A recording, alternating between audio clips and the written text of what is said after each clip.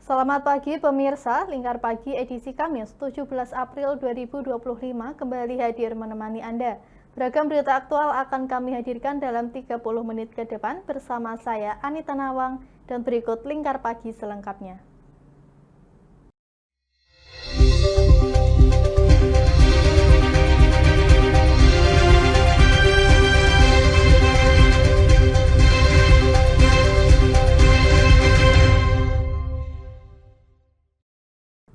Ketidakpastian seputar rekrutmen P3K di Kabupaten Rembang masih terus berlangsung. Partai Gerindra menjadi penggagas utama dalam usulan pembentukan pansus untuk menyelidiki dugaan adanya penumpang gelap dalam proses rekrutmen tersebut.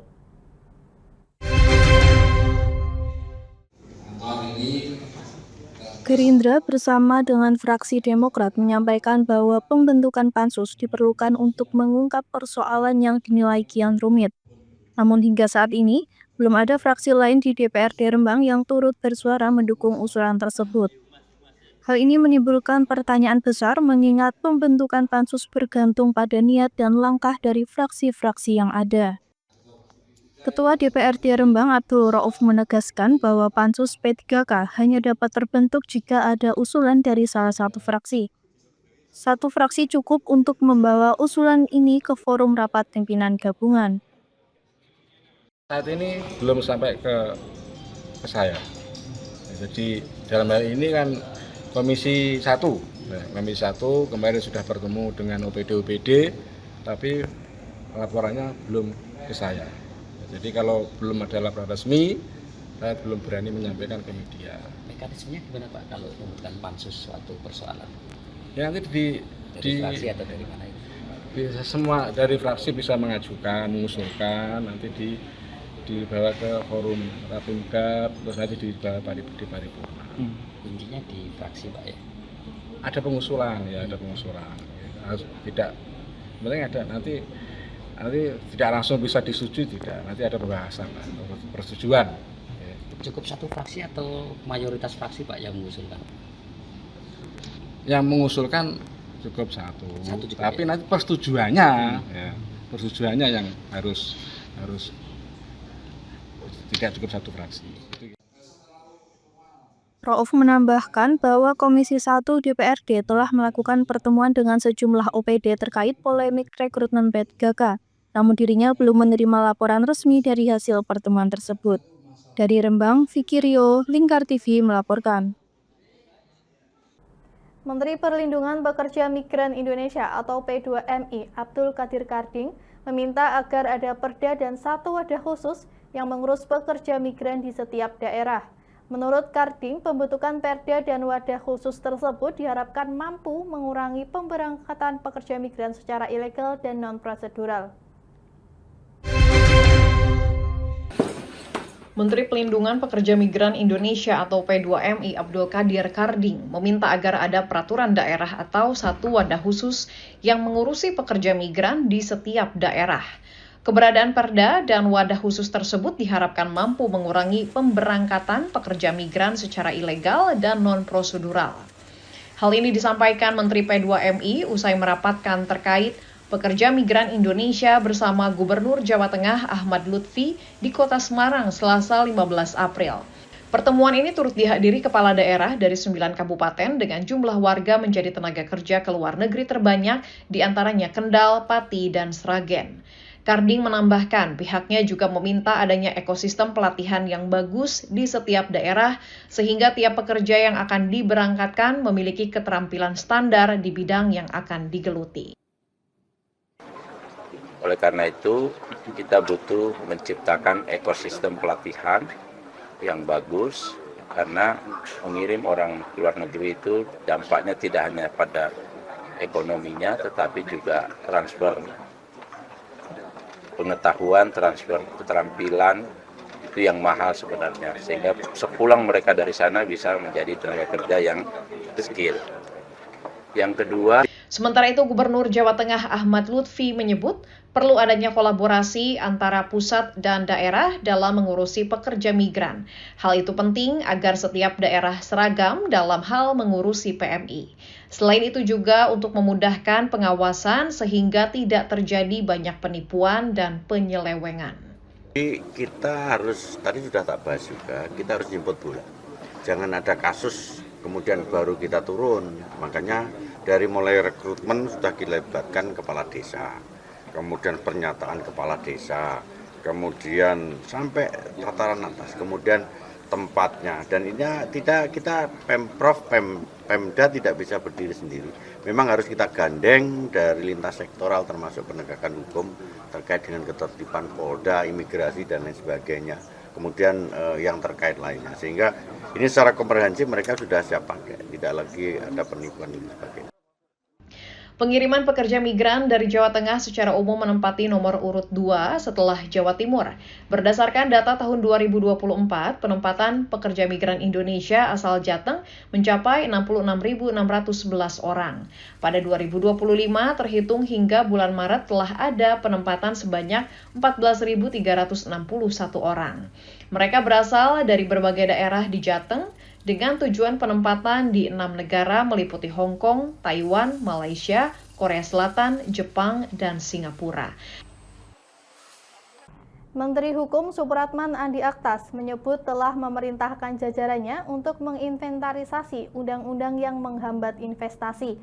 Hal itu disampaikan Menkum Supratman merespon tarif impor resiprokal Presiden Donald Trump kepada sejumlah negara termasuk Indonesia.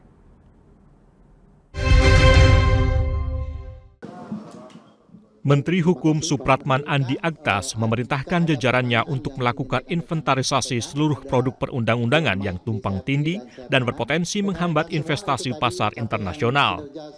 Hal itu disampaikan Menkum Supratman di Jakarta Selasa 15 April merespons adanya penerapan tarif dagang yang dijatuhkan oleh Presiden Amerika Serikat Donald Trump.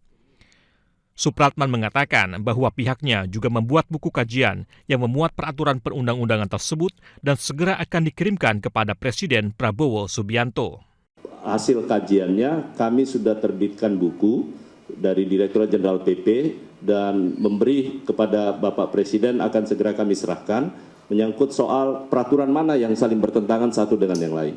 Sehingga kami nanti menunggu kebijakan beliau apakah kita lakukan revisi atau kompilasi dalam rangka ataupun juga kodifikasi ataupun juga mungkin dengan menggunakan omnibus law terhadap undang-undang yang sama, materi muatannya bisa kita lakukan.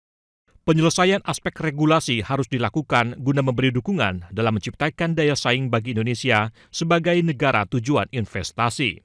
Sebelumnya pada 2 April 2025, Presiden Trump mengumumkan kebijakan tarif resiprokal kepada sejumlah negara, termasuk Indonesia, yang terkena tarif 32%.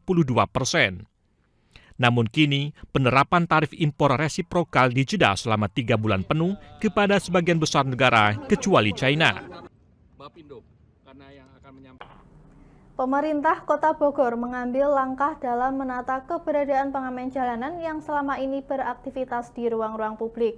Melalui program bertajuk Panggung Ekspresi, para pengamen dialihkan ke taman-taman kota untuk tampil secara bergiliran dalam ruang yang lebih tertib, layak, dan terorganisir.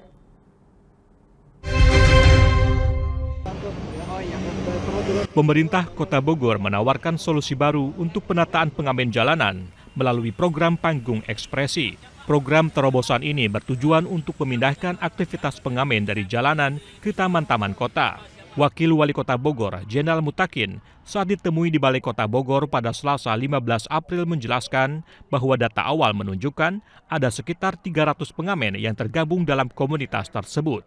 Pemerintah berencana menyeleksi para pengamen untuk kemudian diberikan ruang tampil di 10 taman kota yang telah diidentifikasi oleh Dinas Perumahan dan Permukiman Kota Bogor. Pendataan akan dikelompokkan berdasarkan usia dan jenis kelamin. Jika ditemukan pengamen berusia di bawah umur dan putus sekolah, maka Dinas Pendidikan akan memfasilitasi pendidikan paket. Sementara itu, Dinas Tenaga Kerja akan menawarkan pelatihan keterampilan melalui Balai Pelatihan Kerja atau BLK. Akan dialihkan ke di spot-spot taman yang ada di Kota Bogor.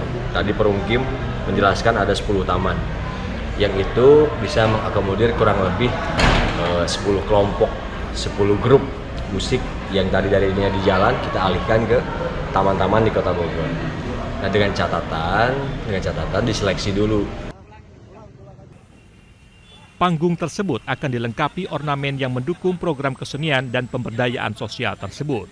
Selain itu, jadwal tampil musisi juga akan diatur secara bergilir, baik harian maupun shift pagi dan sore.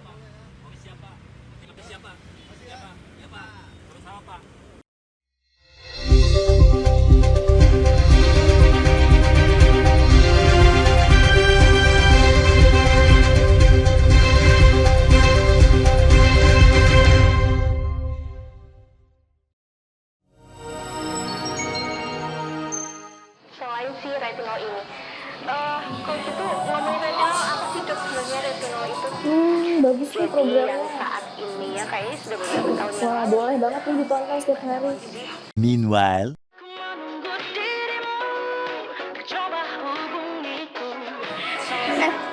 Kamu lagi nonton apa sih dari tadi kok apem-apem mulu? Ini loh lagi nonton program Cantik Sehat di Lingkar TV. Bagus banget sih programnya. Oh, ada ya program kayak gitu? Ada loh di programnya di Lingkar TV. Kamu udah tahu kan Lingkar TV? Belum. Kan belum tahu Lingkar TV. Lingkar TV itu TV digital streaming online yang sudah mengantongi izin PSE dari Kominfo dan bisa diakses di HP kalian mestinya. Oh iya? Iya, bagus loh. Coba di-download sekarang. Bentar deh, aku tak coba download dulu. Iya. Selain program Cantik Sehat, kalian juga bisa menonton program lainnya di Lingkar TV dan bisa ditonton kapanpun dan dimanapun kalian berada loh. Gimana, udah bisa? Udah nih, punyaku udah bisa. Punyaku juga udah nih. Wah ya, bagus dong kalau udah download semuanya. Tunggu apa lagi? Sekarang giliran kamu Download aplikasi Lingkar TV di Play Store.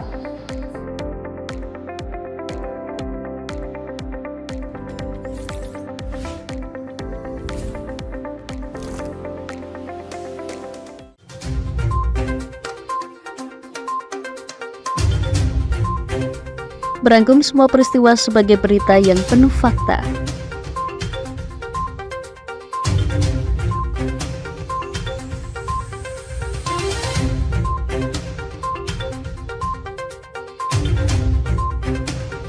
Saksikan Jateng hari ini setiap Senin hingga Sabtu hanya di Lingkar TV.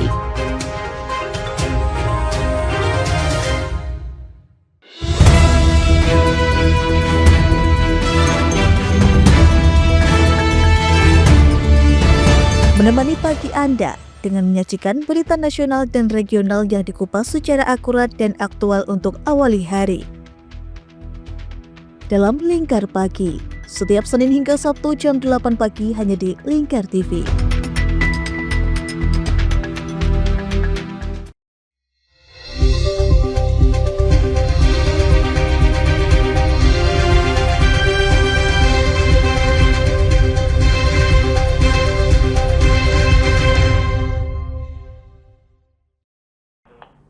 Cabang Dinas Energi dan Sumber Daya Mineral Kendeng Muria mencatat bahwa hanya ada 2 tambang yang mengantongi izin usaha pertambangan operasi produksi atau IUPOP.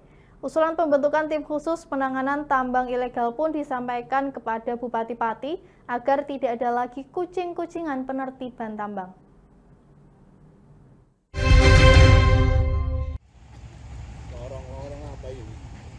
Terkait maraknya aktivitas tambang galian C ilegal yang menimbulkan berbagai dampak negatif di sektor lingkungan, Kepala Dinas Energi dan Sumber Daya Mineral Kendeng Muria, Dwi Suryono menyebut, aktivitas tambang galian C yang mengantongi izin berupa izin usaha pertambangan operasi produksi atau IUPOP di Kecamatan Sukolilo hanya ada 2 perusahaan. Pengecekan lokasi oleh petugas selalu terbentur dengan aksi petak umpet para penambang ilegal. Dwi menyebut telah mengusulkan kepada Bupati Pati soal pembentukan tim terpadu yang di dalamnya terdiri dari jajaran Forkopimda dan dinas yang menangani terkait tambang.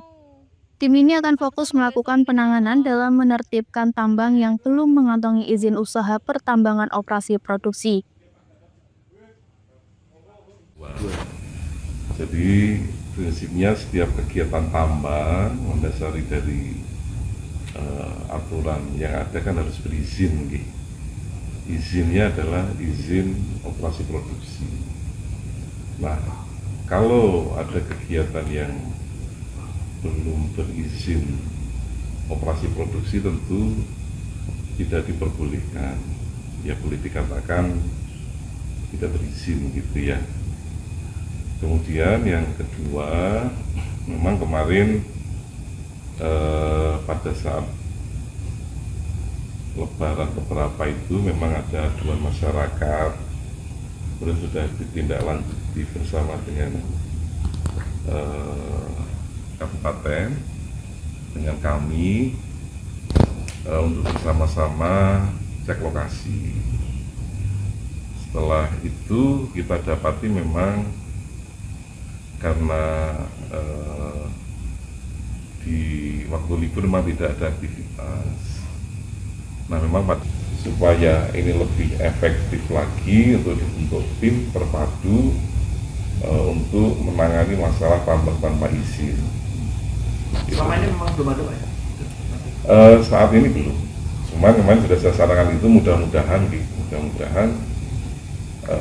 bisa segera dibentuk tim itu biar penanganannya itu akan semakin lebih lebih cepat penanganannya dan bisa tidak ada lagi tambang tanpa izin. Kalau itu terpadu itu berarti dari unsur apa coba? Forkompinda mesti dari Pemkab, dari APH, ya Forkompinda itu. Dan kami sudah siap untuk menjadi bagian dari anggota tim terpadu. Dari Pati, Mutia Parasti, Lingkar TV melaporkan. Musibah kebakaran yang terjadi pada Kamis dini hari 11 April 2025, tepatnya di Desa Botomulyo, RT 3 RW 3, Kecamatan Cepiring, Kabupaten Kendal masih menyisakan duka mendalam bagi para korban. 2 rumah warga dilaporkan hangus terbakar dan para penghuninya kini terpaksa mengungsi ke rumah sanak saudara. Korban berharap pemerintah segera membangunkan rumah agar bisa segera ditempati.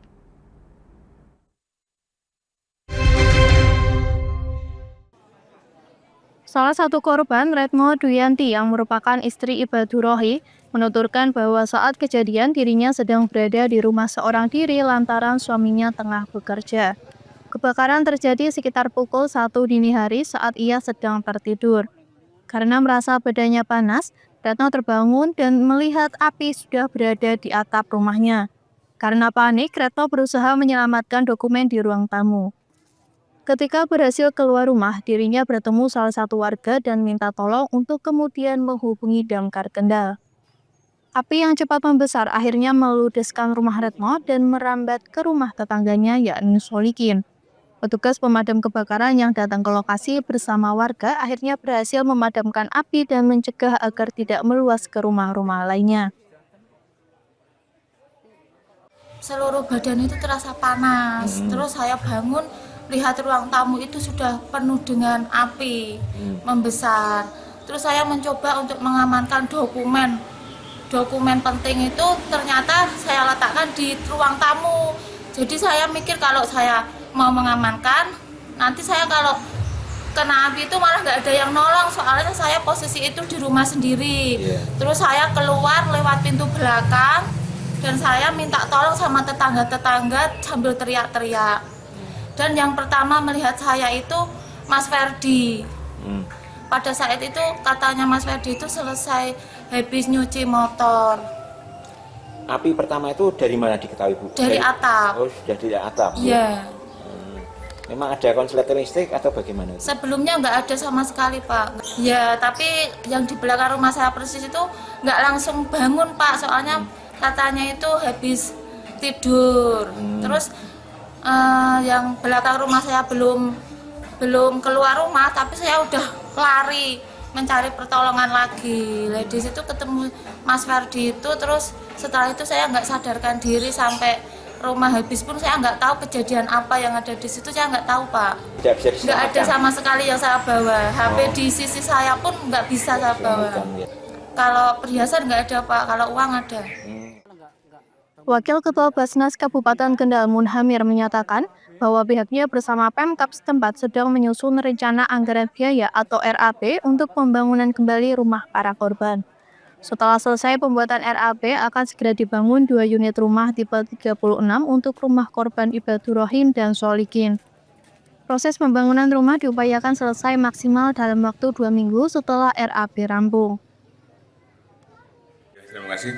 Untuk kebakaran di Botomulyo, kita sudah komunikasi dengan pihak desa bahwa kita sampaikan di prosedur kita itu ada 2 opsi, bahwa pertama adalah dengan donasi atau dibangunkan atau rekonstruksi.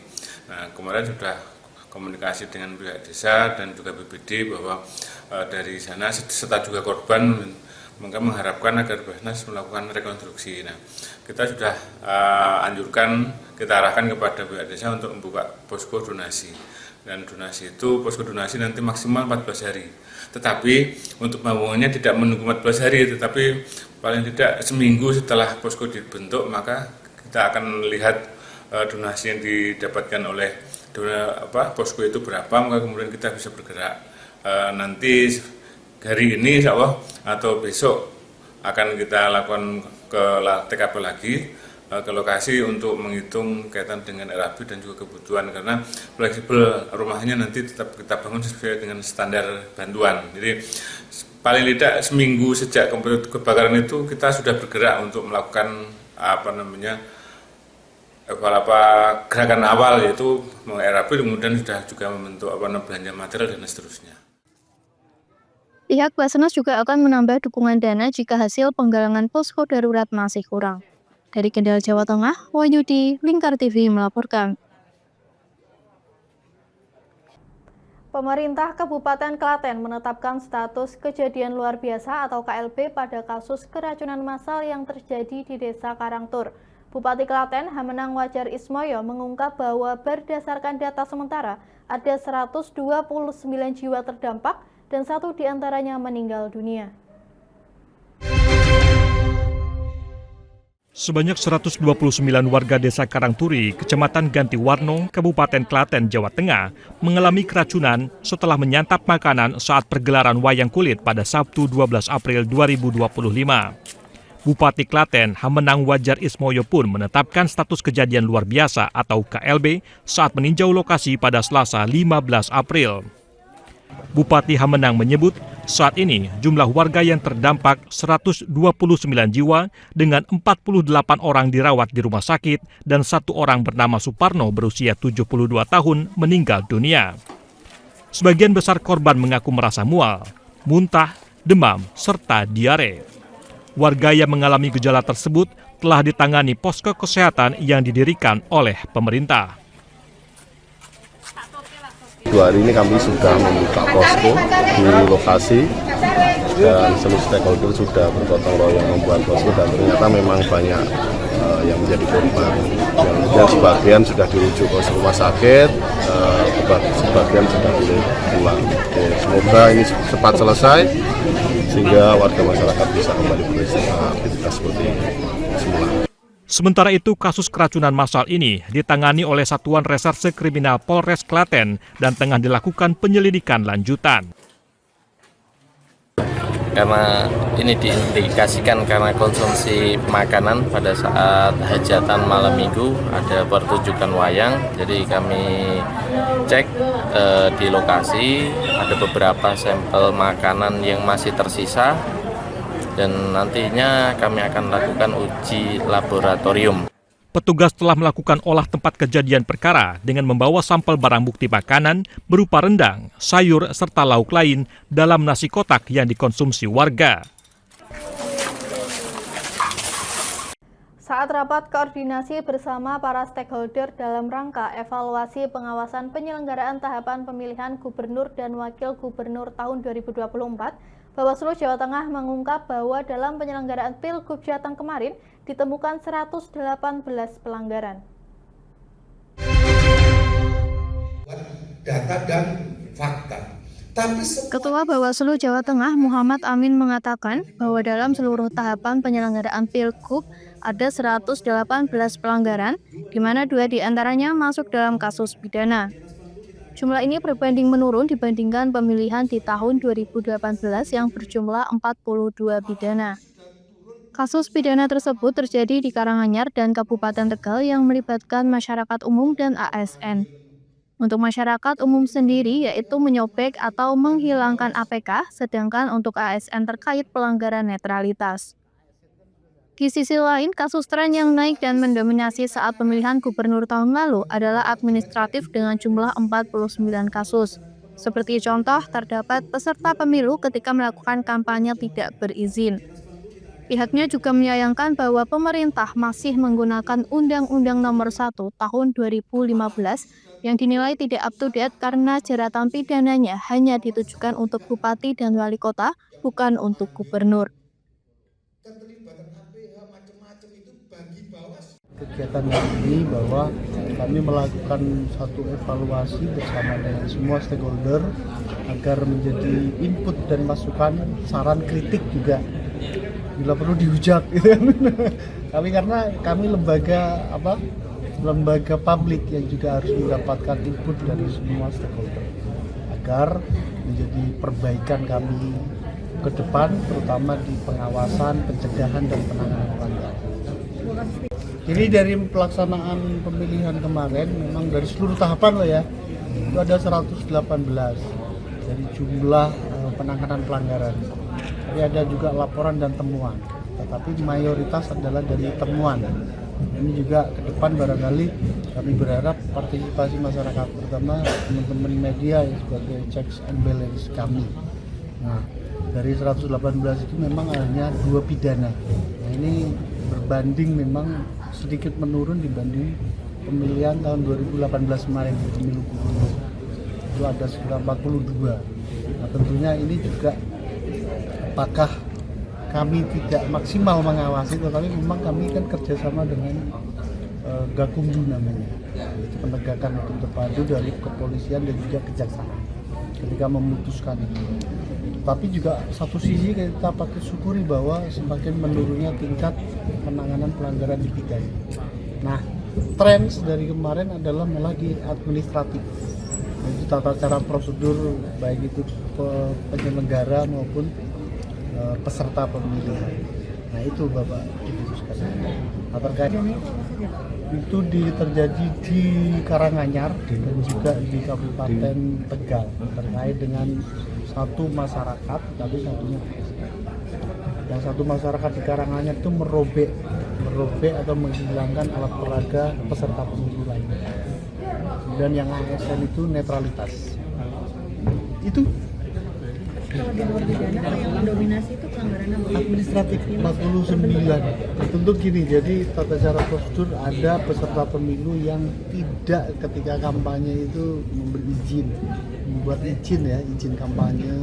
Nah, makanya itu kita pelanggaran administratif. Administratifnya apa? Berupa yaitu teguran dan tidak diikutkan sampai 2 kali.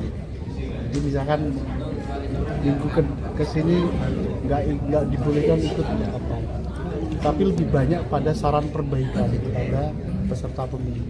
Inilah upaya pencegahannya Pak, terkait karena kemarin itu memang betul kita masih menggunakan Undang-Undang 1 2015 yang itu tidak up to date lah, karena memang ada banyak misalkan gini, kampanye itu ada objek hukumnya yang bisa dijerat pidana, tetapi tidak untuk gubernur. Padahal kan harusnya bupati, wali kota dan gubernur.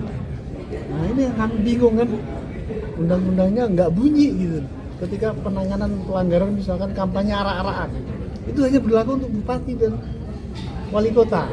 Padahal satu ayat pasal itu. Nah, inilah mungkin ke depan barangkali input dari teman-teman juga kami.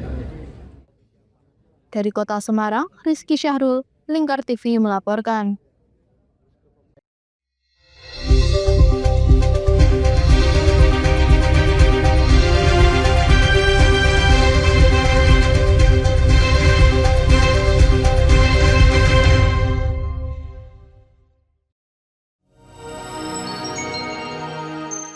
Selain si retinol ini, kalau gitu ngomongin retinol, apa sih dok sebenarnya retinol itu? Bagus nih programnya. Yang saat ini ya, kayaknya sudah beberapa tahun yang Wah, lalu. boleh banget nih ditonton setiap hari. Meanwhile,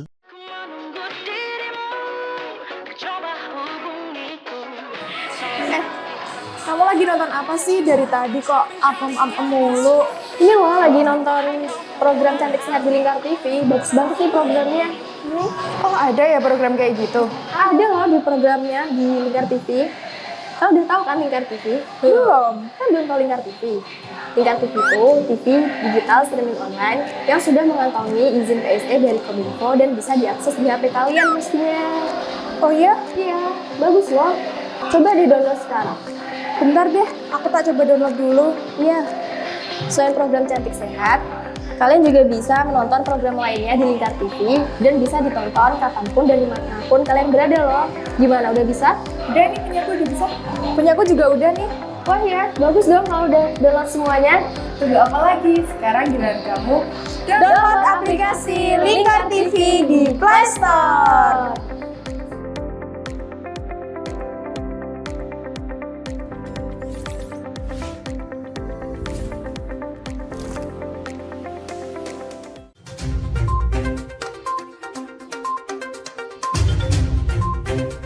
Merangkum semua peristiwa sebagai berita yang penuh fakta.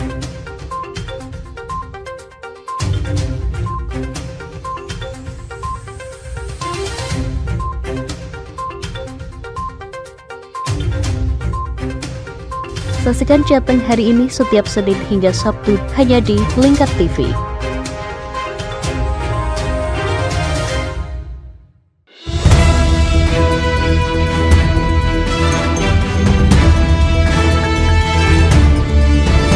Menemani pagi Anda dengan menyajikan berita nasional dan regional yang dikupas secara akurat dan aktual untuk awali hari.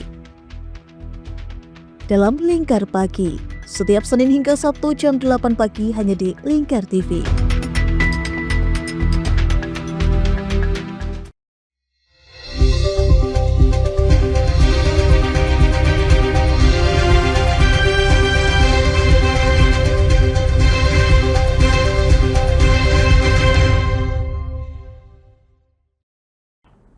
Pemerintah Kota Cilegon berencana melakukan pembatasan inventaris kendaraan operasional para pejabat dinas.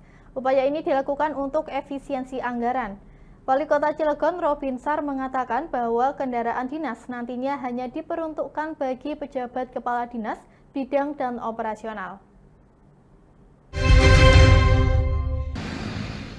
Dalam waktu dekat, pemerintah Kota Cilegon akan membatasi inventaris kendaraan operasional para pejabat dinas di lingkungan organisasi perangkat daerah OPD Kota Cilegon. Terkait hal ini, pemerintah Kota Cilegon melalui Badan Pengelola Keuangan dan Aset Daerah BPKAD Kota Cilegon masih melakukan inventarisasi jumlah kendaraan dinas yang tersebar di 32 OPD. Pada Rabu 16 April, Wali Kota Cilegon Robinsar mengatakan, inventarisasi kendaraan dinas dilakukan untuk mengetahui jumlah pasti kendaraan dinas yang kondisinya masih layak operasi. Pihaknya akan menarik seluruh kendaraan dinas yang kondisinya rusak untuk segera dilelangkan sebagai upaya efisiensi, agar biaya perawatannya tidak lagi membebani keuangan daerah. Rencana kita mobil itu mau kita apelin kendaraan, mau kita inventarisir lagi kendaraan yang mungkin acak-acakan atau gimana gitu kan. Kita pengen data, kita pengen kendaraan itu secukupnya, yang nggak perlu amat kita jualin aja. Soalnya kan itu membebani anggaran juga untuk perawatan dan lain-lainnya, bensin segala macam. Jadi nanti yang dapat kendaraan itu cukup kepala dinas, kepala bidang, dan mobil operasional dinas. Berdasarkan data BPKAD Kota Cilegon, jumlah kendaraan dinas yang tersebar di 32 OPD jumlahnya mencapai 1.929 unit kendaraan. Dari jumlah tersebut, ratusan kendaraan yang sebagian sudah terdata ditemukan tidak layak operasi karena rusak dan sebanyak 477 unit kendaraan tercatat masih menunggak pajak.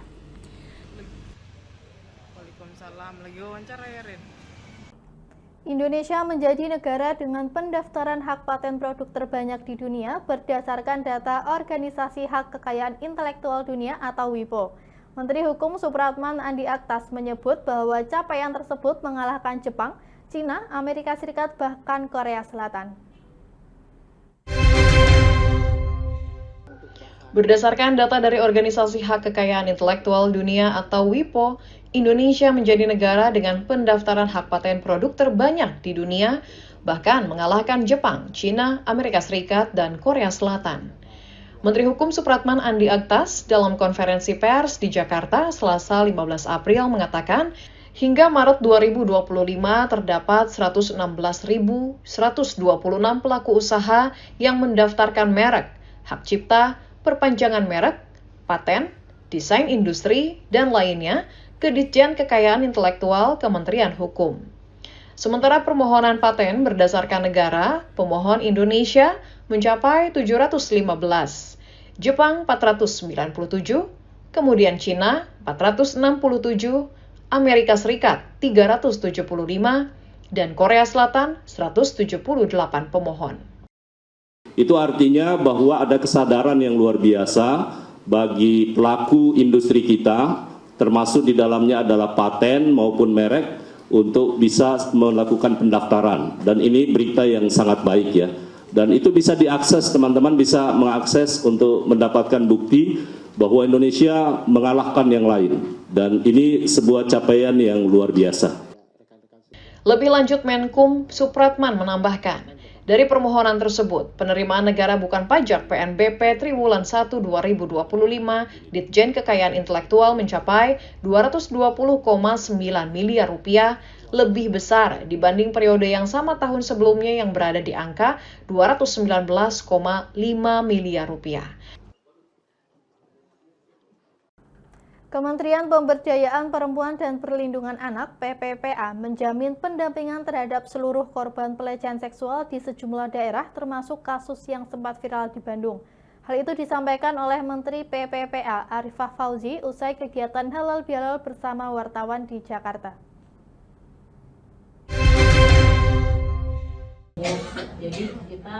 Menteri Pemberdayaan Perempuan dan Perlindungan Anak (PPPA) Arifah Fauzi memastikan pihaknya memberikan pendampingan terhadap seluruh korban pelecehan seksual di sejumlah daerah.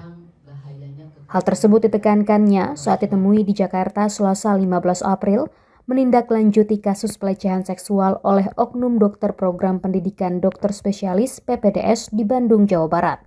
Upaya pendampingan yang dilakukan antara lain persiapan asesmen, pendampingan psikologis bagi korban, serta pengawalan proses hukum. Pihak Kementerian PPPA juga telah berkoordinasi dengan lintas sektor dalam penanganan kasus tersebut. Kami sudah melakukan koordinasi dengan Dinas P3A setempat. Saat ini sedang melakukan pendampingan layanan. Kami berusaha memberikan layanan yang maksimal untuk korban. Kemudian yang kedua, kami juga sudah melakukan koordinasi dengan aparat penegak hukum agar kemarin diwakili oleh Bu Wamen diberikan sanksi seberat-beratnya. Sebelumnya, Wamen PPPA Veronika Tan telah mengunjungi Rumah Sakit Hasan Sadikin RSHS Bandung pada Senin 14 April untuk memastikan kondisi korban aman dan mendapatkan penanganan yang maksimal.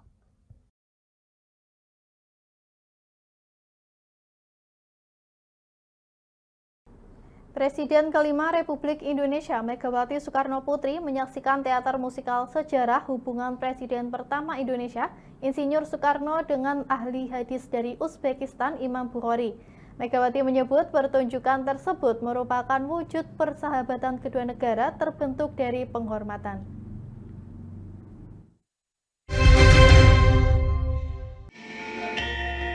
Presiden kelima Indonesia Megawati Soekarno Putri menyaksikan teater musikal sejarah yang menyoroti hubungan Presiden pertama RI Soekarno dengan ahli hadis Uzbekistan Imam Bukhari di puncak Perang Dingin. Melihat langsung pertunjukan di Gedung Kesenian Jakarta Selasa 15 April malam, Megawati tampak meneteskan air mata. Sejumlah pemeran menggambarkan bagaimana perjuangan Soekarno untuk menemukan makam Bukhari sehingga hingga hari ini bisa dihormati di dunia. Dalam sambutannya, Megawati mengatakan bahwa teater itu tidak hanya mempertemukan dua bangsa yang berjauhan, tetapi juga menjadikan dua warisan besar peradaban dua bangsa bertemu dalam satu panggung, yakni warisan intelektual Islam oleh Imam Bukhari dan warisan kepemimpinan bangsa dan dunia oleh Presiden Soekarno. perjuangan spiritual dan keilmuan Imam Bukhari, dan mengingat juga jejak yang dahulu dilalui oleh Bung Karno, sehingga beliau masih sempat untuk memikirkan makam Imam Bukhari. Saya ketika mendengar cerita tersebut dari ayah saya sendiri, saya dapat merangkaikan betapa getaran hati mereka berdua ternyata bersambut. Menurut Megawati, teater Bung Karno dan Imam Bukhari bukan hanya pertunjukan seni yang sangat artistik, melainkan juga pengingat bahwa dunia hari ini tidak dapat dipisahkan dari sejarah. Dia pun kembali mengingatkan pesan Bung Karno agar Indonesia tidak melupakan sejarah bangsanya sehingga tak tergelincir dan jatuh.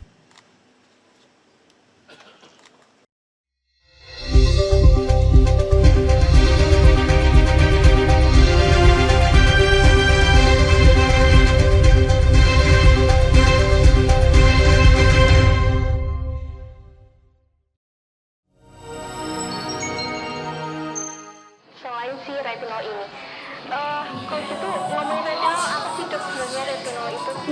Bagus nih programnya. Yang saat ini ya kayaknya sudah beberapa tahun yang Wah, lalu. boleh banget nih ditonton setiap hari. Meanwhile,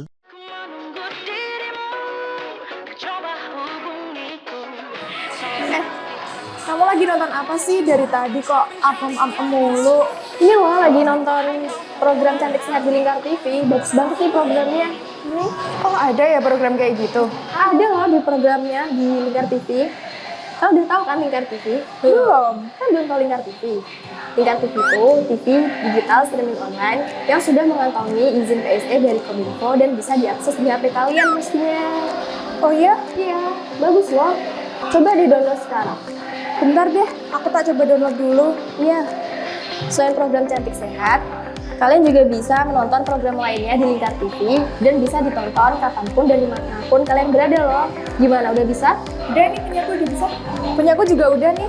Wah ya, bagus dong kalau udah download semuanya. Tunggu apa lagi? Sekarang giliran kamu download aplikasi Lingkar TV di Play Store.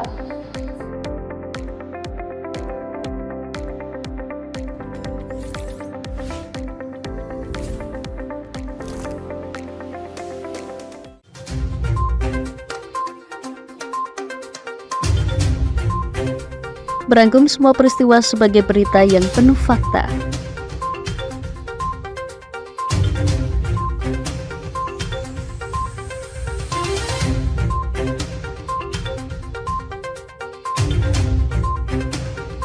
Saksikan Jateng hari ini setiap Senin hingga Sabtu hanya di Lingkar TV.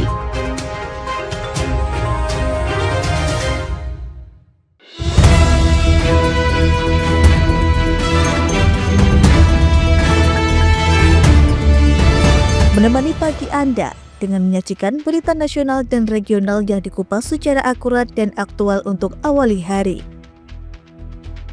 Dalam Lingkar Pagi, setiap Senin hingga Sabtu jam 8 pagi hanya di Lingkar TV.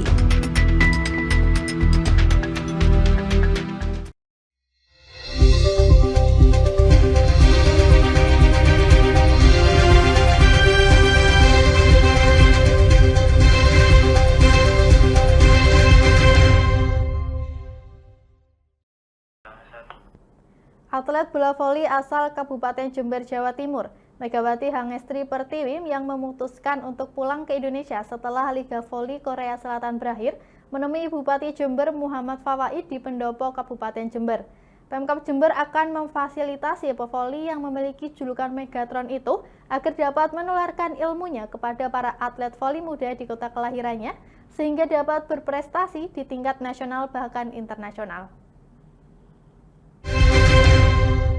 Tiba di tanah kelahirannya di Jember, mantan penggawa klub bola voli Korea Selatan Red Sparks, Megawati Hangestri Pertiwi, mengunjungi pendopo Bupati Jember pada Selasa 15 April. Megawati yang datang bersama ibunya langsung disambut oleh Bupati Jember Muhammad Fawaid. Selain berbincang-bincang, Bupati Jember juga memberikan penghargaan kepada atlet voli wanita yang telah mengharumkan nama daerahnya, bahkan Indonesia, di kancah internasional. Usai bertemu Bupati, Megawati mengaku memutuskan kembali ke Indonesia dan tinggal di Jember untuk sementara waktu usai Liga Voli Korea Selatan karena ingin lebih dekat dengan keluarga. Sementara Bupati Jember Muhammad Fawaid mengatakan, Pemkab Jember akan memfasilitasi Megawati agar dapat menularkan ilmunya kepada para atlet voli muda di kota kelahirannya, sehingga dapat berprestasi di tingkat nasional maupun internasional. Banyak yang harus aku perbaiki untuk melangkah lebih ke sana kayak gitu. Aku harus banyak pengalaman di Asia dulu mungkin. Tapi kalau emang ya kita tahu rezeki juga, kalau misalnya kita coba ke sana tiba-tiba kita bisa, ya kita nggak kayak gitu. Mungkin aku akan nekat aja sih, nekat ya. Nekat. Kayak gitu, tetap keluarga yang nomor satu. Sehebat-hebatnya aku pasti kan ada doa mama juga. Aku harus pulang ke mama juga kayak gitu. Jadi ya rezeki emang nggak akan tertukar, terus rezeki juga kalau emang rezeki ya pasti datang, kalau enggak ya mungkin ada suatu saat nanti. Maka ke depan mudah-mudahan lewat dinas terkait dan kerjasama dari KONI dan semuanya, mudah-mudahan bisa membuat Mbak Mega menularkan ilmu dan pengalamannya kepada adik-adik yang ada di Kabupaten Jember. Terkait cedera yang dialaminya, pemain berusia 25 tahun itu menyatakan cederanya tidak parah, hanya butuh istirahat serta pemulihan selama 1-2 bulan.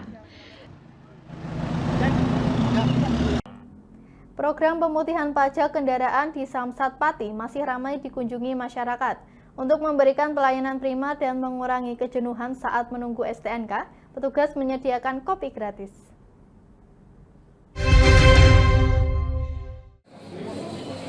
Warga terlihat antusias dan rela mengantri berjam-jam untuk melunasi tunggakan pajak mereka di kantor Samsat Pati.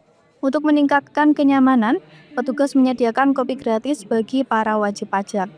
Langkah ini diapresiasi warga seperti Sumarno yang mengaku kopi gratis membantu mengurangi kejenuhan selama menunggu. Alhamdulillah ada gratisan. Pemerintah Kabupaten Jawa Tengah kan memberi memberi pajak-pajak yang mati kan, pemutihan ya. Nah, pemutihan lah gampangnya. Sementara itu, Gubernur STNK Samsat Pati Aida Sucipto mengatakan bahwa warga sangat antusias atas program pemutihan denda pajak kendaraan. Juga menyediakan kopi gratis untuk masyarakat dan melaksanakan pembayaran wajib pajak, agar masyarakat yang melaksanakan pembayaran mendapatkan kopi gratis agar tidak jenuh. Masyarakat juga terlayani sesuai dengan kebutuhan dan keinginan masing-masing.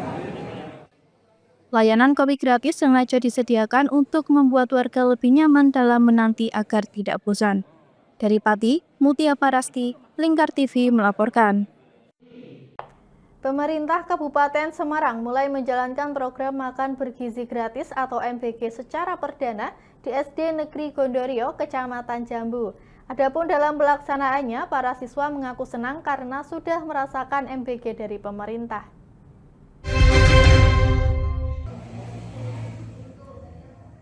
Sejak dimulainya secara perdana penerimaan program MBG di Kecamatan Jambu, total ada 3.328 siswa dari berbagai jenjang sekolah yang telah menerima. Program ini mulai diluncurkan di Kabupaten Semarang pada Senin 14 April 2025 dan baru digelar di wilayah Kecamatan Jambu. Salah satu sekolah yang mendapatkan program makan bergizi gratis, yakni SD Negeri Gondorio, setiap Senin hingga Jumat untuk 283 siswa. Para siswa pun menyambut antusias program makan bergizi gratis ini. Dengan adanya program ini, sepertinya anak-anak di Indonesia bisa lebih sehat, bisa lebih pintar juga. Jadi tidak ada kasus anak-anak kurang gizi gitu. Ya setiap hari ada juga bersyukur, kalau nggak ada juga nggak apa-apa gitu. Cuman ada kekurangan dikit, nggak ada minumnya. Ya yang penting buat minum aja ya. Kemarin itu ada launching makan bergizi gratis. Kebetulan kami SD Gondorio ketempatan sebagai tempat launchingnya. Dengan jumlah peserta kami ada 283 siswa. Informasi dari pengelola makan bergizi gratis itu akan dilaksanakan secara berkelanjutan. Kemarin karena launching pertama di Kabupaten Semarang ini, maka dihadiri oleh Pak Bupati beserta Forkopimda dan para pejabat-pejabat daerah. Berjalan kembali, ada makanan bergizi gratis juga sudah diantar pukul 9, kemudian kita juga sudah mulai bagi-bagikan sampai dengan anak-anak kita beri pengertian. Jadi makan bergizi gratis itu kita jadikan juga sebagai sarana pendidikan karakter anak. Anak-anak menikmatinya dengan menu yang diberikan oleh panitia MBG itu kemarin ada, kalau saya lihat sih 4 sehatnya sudah ada ya. Sudah ada proteinnya, ada karbonya, ada lauknya, ada bistik kemarin lauknya, ada sayur-sayurannya juga, acar-acarnya juga sudah ada. Kalau menurut saya sudah memenuhi 4 sehat itu. Adapun ke 3.328 siswa di Kecamatan Jambu yang menerima MBG berasal dari 18 sekolah. Program MBG sebagai sarana pembelajaran untuk pembentukan karakter anak dari makanan yang dihidangkan dan tidak ada lagi anak di Indonesia yang kekurangan gizi. Dari Kabupaten Semarang, Hesti Imaniar, Lingkar TV melaporkan. Dinding penjara tak menjadi penghalang bagi 52 warga binaan pemasyarakatan untuk menimba ilmu dan mendapatkan ijazah melalui program pendidikan kesetaraan paket A, B, dan C. Kepala Lapas Kelas 2A Gorontalo, Sulistyo Wibowo di Gorontalo mengatakan bahwa pemberian hak pendidikan bagi narapidana menjadi salah satu tujuan lembaga pemasyarakatan sebagai tempat pembinaan. Dinding penjara tidak menjadi penghalang bagi warga binaan pemasyarakatan dalam menimba ilmu dan mendapatkan ijazah. Seperti program paket belajar kesetaraan yang dilakukan oleh pihak Lapas dan Dinas Pendidikan Kota Gorontalo di dalam Lembaga Pemasyarakatan Kelas 2A Kota Gorontalo Selasa 15 April. Kepala Dinas Pendidikan Kota Gorontalo, Lukman Kasim mengatakan, program tersebut diikuti total oleh 52 warga binaan dengan rincian 21 peserta pada ujian paket A, 16 peserta ujian paket B, dan 15 peserta ujian paket C. Upaya untuk mencerdaskan itu dapat dilakukan oleh semua segmen masyarakat dan termasuk Lapas sebagai unit organisasi yang betul-betul kami pandang dapat membantu pemerintah untuk bagaimana bisa memberikan ruang kepada warga masyarakat untuk melanjutkan pendidikan. Dan ini adalah sesuatu yang bagi saya sangat bermanfaat. Artinya setelah mereka keluar dari sini, paling tidak mereka sudah mendapatkan ijazah. Nah, inilah salah satunya pembinaan kepribadian, yaitu memberikan kesempatan belajar bagi narapidana maupun tahanan ya, untuk bisa mendapatkan pendidikan yang mungkin terputus karena mereka melaksanakan pidana penjara yang mereka terima. Kepala Lapas Kelas 2A Gorontalo menambahkan, pemberian hak pendidikan bagi narapidana juga merupakan bagian dari tujuan lembaga pemasyarakatan sebagai tempat pembinaan. Sehingga diharapkan para narapidana menjadi pribadi yang lebih baik ketika kembali ke lingkungan masyarakat nanti. Pemirsa, demikian Lingkar Pagi kali ini. Jangan lupa saksikan Lingkar Siang setiap hari Senin sampai Sabtu pukul 13 waktu Indonesia Barat hanya di Lingkar TV. Saya Anita Nawang mewakili kru yang bertugas pamit undur diri. Selamat pagi dan selamat beraktivitas.